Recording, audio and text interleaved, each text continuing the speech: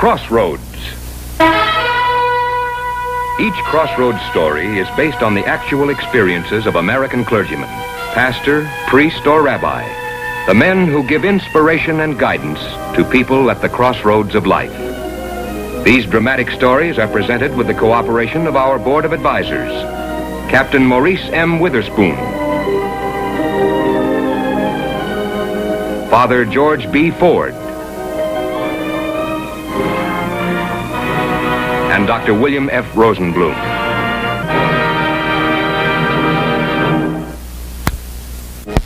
And now for our story.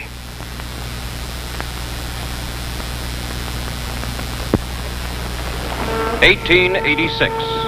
A nation was moving westward, and into the Dakotas came the strongest and the most daring. The war drums of the Blackfeet and Sioux were quiet, but there was still the land. It was a land for men of courage, such as Reverend William Hyde. You come west to fight Indians? Nothing much worse than Indians. Where's your fighting gear? Here. A Bible? You a preacher, man? I plan to start a Methodist church in Groton. I'm William Hyde. Bergulum. I've got a little ranch just outside of Groton. Let me pass a little hunch along to you. I truthfully can't see much of a future for a preacher out there. Oh, and I'll make my own future. Maybe you will at that. This country is tough, Brother Hyde. And the people are just as tough, or they're dead. You make it sound dangerous. Just living out here is dangerous. You have to cut your shelter right out of the sod. And believe me, when those northers start blowing that ice and snow across the plains, then you dig or die, Brother Hyde.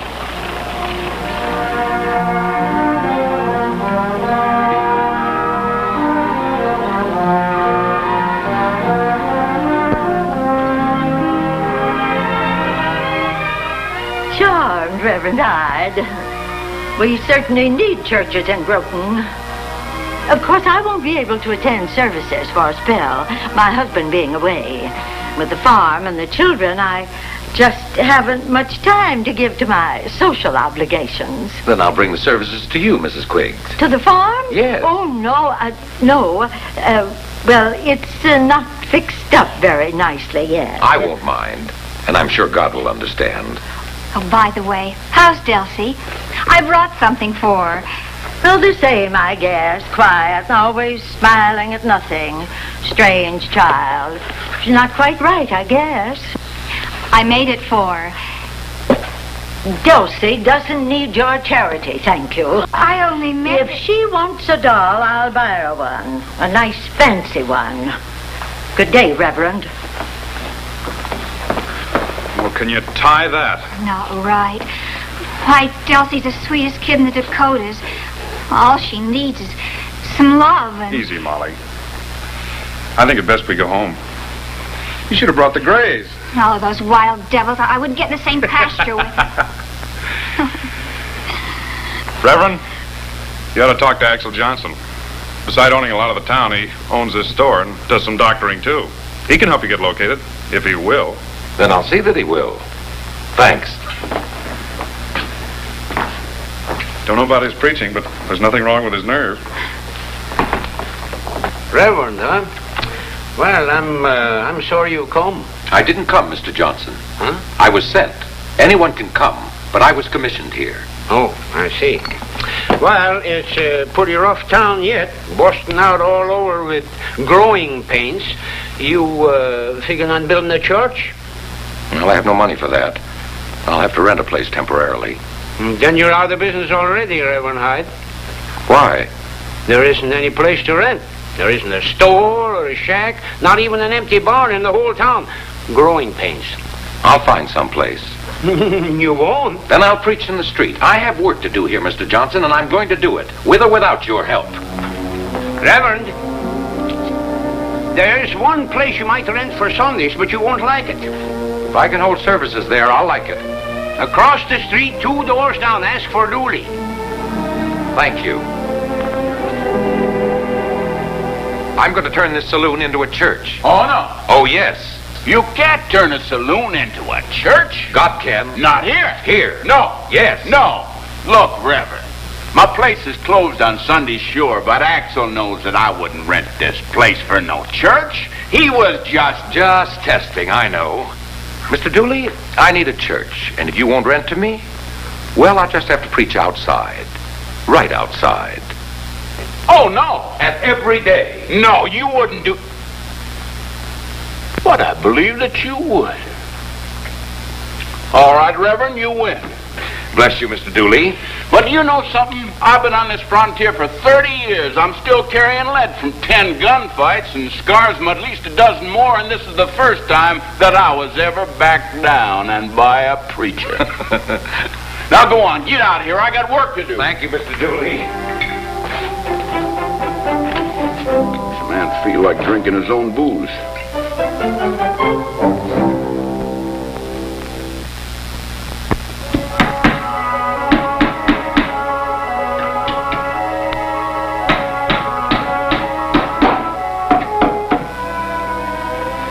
Well, did I pass the test? Yes, but I'll wait to see how you meet the big one, Reverend. Big one? Yeah, there's always one big test when a man is starting. You'll know it when it comes. And the way you meet it decides things. But so far, so good, and these people can use some religion. Including you, Mr. Johnson. What? And I'll need someone to lead the singing. Singing? Me? Oh, you won't see me making such a fool of myself. Oh, no. Holy, holy, holy, Lord God Almighty, early in the morning our song shall rise to thee. Holy, holy, holy, merciful and mighty, God in three persons, blessed Trinity.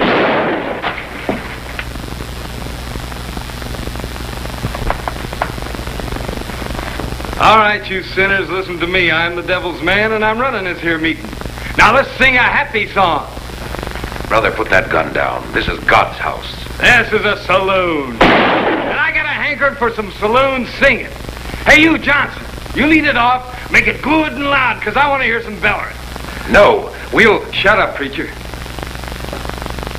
I'll tell you what. Johnson will lead the singing. And you'll do a little dance for it.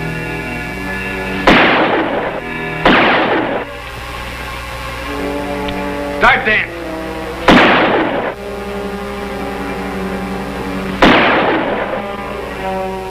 Court. You best play somewhere else. Stay out of this, Bert. Camp. I came in here for some preaching. I don't cotton and mix it with dancing and shooting. Don't press me, Bert. I'm warning.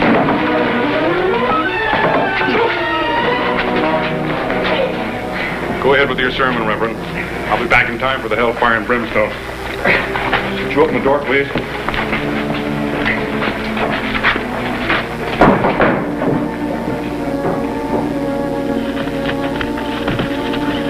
this is my first day as your minister. Our first day together with God, who deserves our complete attention.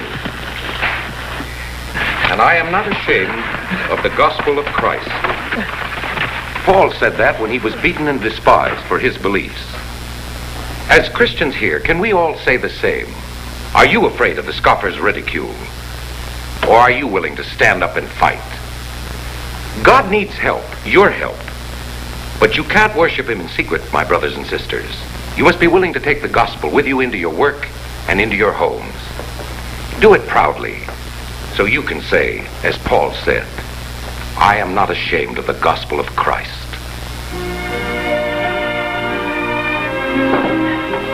Well, I think my back is broken. Well, it'll only be once a week. Once, say, maybe you better have a church where the furniture stays put. Yeah, but there isn't any place. Well, I'll find one. I have to in self-defense. Thank you, Brother Johnson. I had faith that you could. Maybe you better call me Axel. I figure I'll be seeing a lot of you. Excuse me, please. Oh, Molly, that husband of yours seems to be taking plenty of time to bring the rig around. Oh, the Greys are probably giving him trouble. Those Greys are always acting up, but they're too wild. Oh, not for my Bert. Why, he can handle...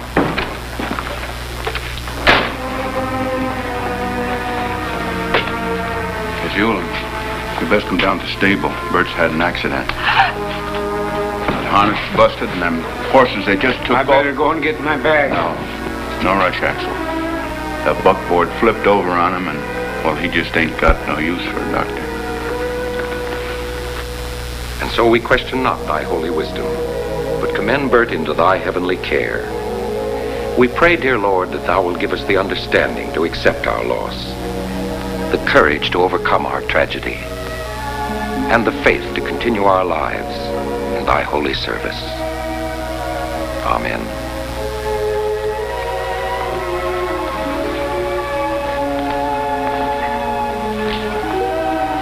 Be brave, Molly.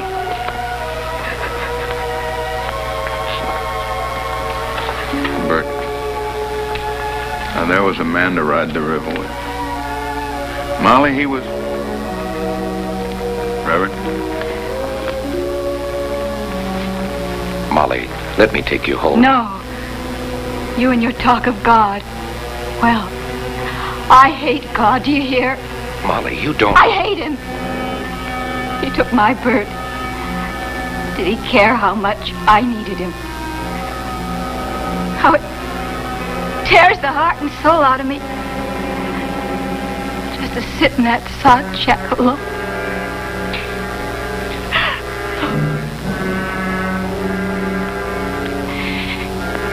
God couldn't even wait till we'd had a baby. Molly, God didn't take Bert. Oh, didn't he? Who did then? The devil? Oh, no. Bert was too good a man for the devil, and you know it. Only God would want a man like Bert. That's true, Molly. And Bert was as much value on earth as he is in heaven. Maybe even more. Then why didn't he leave him here? Molly, Bert loved wild horses, like his grays, and he handled them well. But he had a harness that was faulty. The horses reared and it broke. Do you hold that against God? You hold it against Bert? No, I don't. The harness was weak, and Bert didn't know it. It was an accident. Other people have accidents and they don't die. Why, Bert? Molly, death is a part of life. The Lord doesn't promise us protection from every hazard. But he does try to help us over hazards like this, tragedies. And he can help you. Oh, try and understand. I understand one thing. Bert's gone. There's nothing left of him. Nothing except memories that will curse me as long as I live. If God has any decency, that won't be long. Molly, wait. At least take this Bible. I don't want it. And I don't want to see you again. Ever.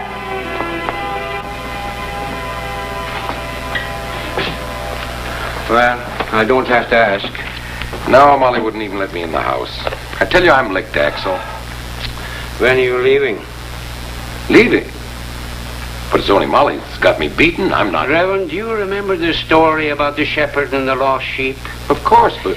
It wasn't taking care of those good sheep in the fold that made him a good shepherd. It was saving the one that strayed away. Right to the mark, Axel. This is the big test, huh? Isn't it? Yes. And I won't fail. I'll find the answer somehow. Make it soon. Molly's all locked up with hate and bitterness. She isn't seeing anyone, probably not eating very much and not caring. And when a person stops trying to live, they die. It's only a matter of a little time. When the townspeople didn't come to him, Reverend Hyde went to them. Go ahead, Mark. Fetch the other kids and tell them the Reverend's here to hold services. Hurry up now. Oh, that's just Delcy. Hello, Delcy. I'm Reverend Hyde. Well, speak to him, Delcy. Speak to him, I said. Oh, it's all right, Miss Quiggs. No, it's not all right. She's getting old enough to help, and all she does is just sit around with that silly doll. Now she hasn't even got the manners to say... This child is ill, Mrs. Quigg. She's burning up with fever. Well, if she's sick, it's not my fault. What with Mr. Quiggs off looking for work and me having to look after the farm and take after 6 kids, I haven't got any time This to... isn't a question of fault. This child is ill and she needs a doctor. Doctor? Well, where would I get the money for a doctor? I'll get one. Don't go. Please stay with me. Don't worry, Delcy. I'll be right back. Well, what about your tea? And what about the services?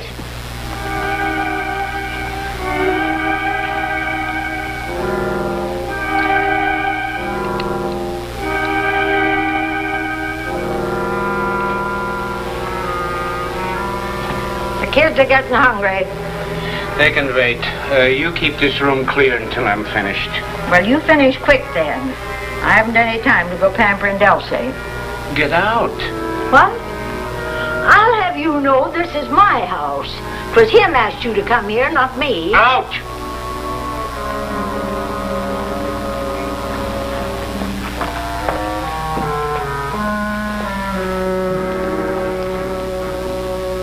I love you. It's Delcy.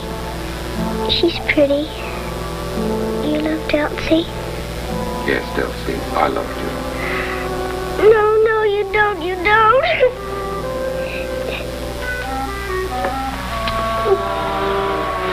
Fever's rising fast. Can't we do anything? Can you make her want to live? If she wants to live, she can lick this fever. If not, she may be gone by morning. You heard it. She's starved for love. Starved for her mother's love. That's what she's really dying of. Malnutrition of the heart. Like Molly Eulum. They both need. All right, I've had enough. You think because I'm a genteel lady you can come in here and push me around. Well, you're wrong. Now I'm telling you, get out. Mrs. Quiggs. You too, being a preacher doesn't worry me. And this Greener isn't one bit religious. Mrs. Quiggs, put her down. We'll go. I'll take Delcy with us. Delcy stays right here. But the girl is sick. She needs her. Bah, it's nothing but a bellyache or something. No more talk. This Greener's got 18 buckshot in each barrel, and I'm pulling triggers in 5 seconds. Come on, Reverend.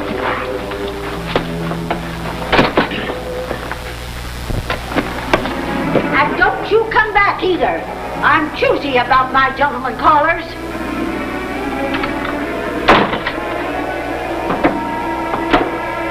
Women and shotguns scare me anytime, but this woman has a spring loose somewhere. We can't leave Delcy there. Mrs. Quiggs has a gun and 36 buckshot. They say we have to. But she'll die.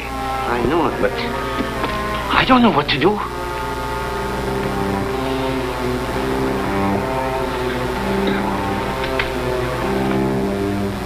Axel, what if we could give Delcy a mother's love?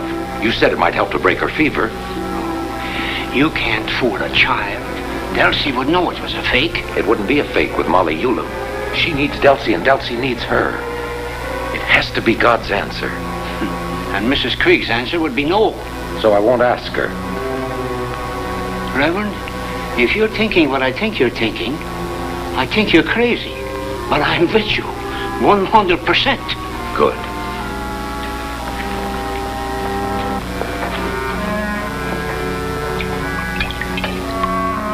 She's alone for a moment. Do you think you can distract her, get her into the back room for a minute? Well, I can try. Try hard. In that minute, I'll try to sneak Delcy out and take her away. Well, you take that Greener shotgun with you, too. She's liable to get a little mad when she finds Delcy gone. And I'm too old and stiff to outrun buckshot.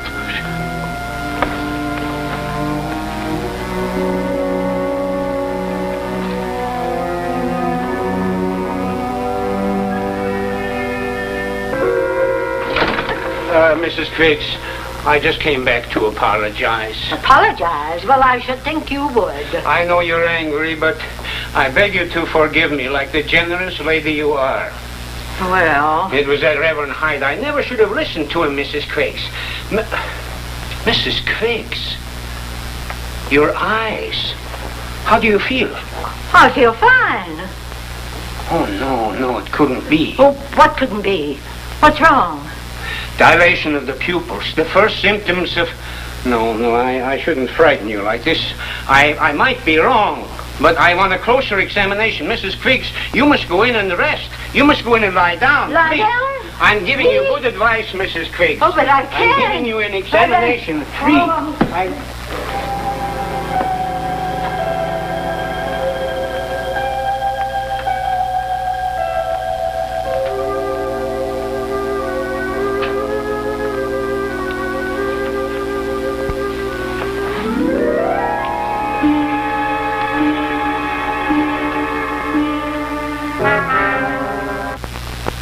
Take her back. She's not mine. But Molly, Delsie'll die without your care and your love.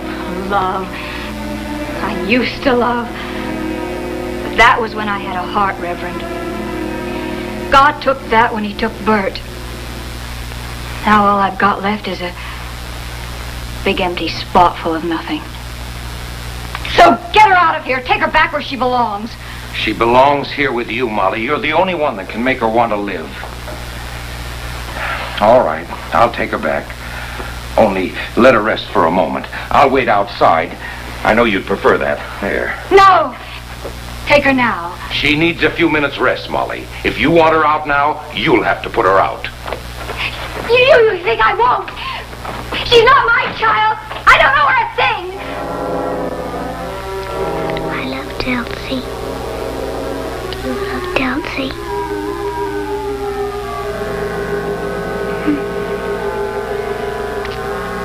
Well, she at least hasn't put Delsie out yet. How did Mrs. Quiggs take it? She fussed a little about having us put in jail, but frankly, I think she's happy to be rid of the whole responsibility. Well, don't blame her too much, Axel. She's carrying a heavy burden. Yes, I know. If her husband doesn't come back, and he won't, I think she'll be glad to let Molly adopt Delsie for good. Isn't there anything else you can do? No, not until this fever crisis is over. If Molly can keep her alive through this, everything will be all right. Well, we'll know in a couple of hours. Until then, all we can do is wait. No. There's one other thing we can do.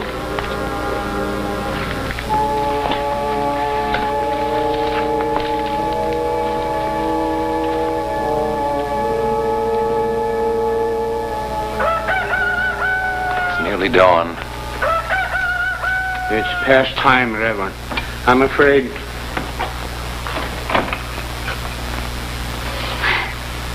She's sleeping.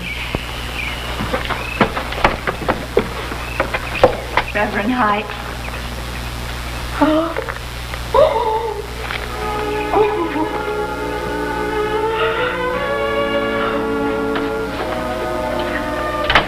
I was horrible. I cursed him and denied him. Oh, Reverend, I turned my back on him. Peter denied Jesus, but when he repented, God forgave him.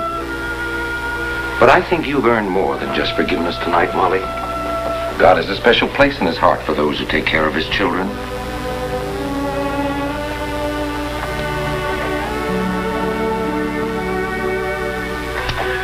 It's been a great test, Molly, and you met it fine. Well, Reverend, come on, let's go. It's been a long night. I'll see you tomorrow, Molly.